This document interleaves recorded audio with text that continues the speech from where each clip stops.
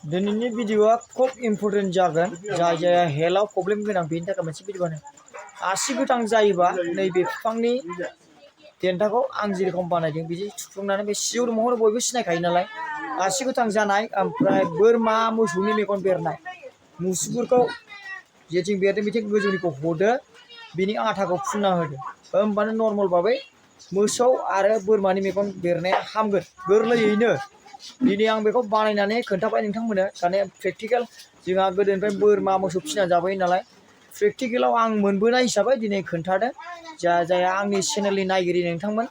भिडिअखौ हाजासे शेयार खालामना होदो आरो जुदि नोंथांनि न'खराव जादोंबा बे बुस्थुखौ इस्तेमाल खालामदो।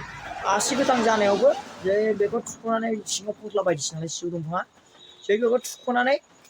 आसिखौ सोना लानायनि उनाव बे सिजौ दंफाङा बे माने आसि गोथांनि बिसखौ बोगोन आरो मोजां जानायनि चान्स दङ। आरो बेजों हामाबा मोनसे बुस्थुनि बिगुरखौ सोनांगौ बेखौबो आं नेक्स्ट भिडिअआव खोन्थागासिनो दं।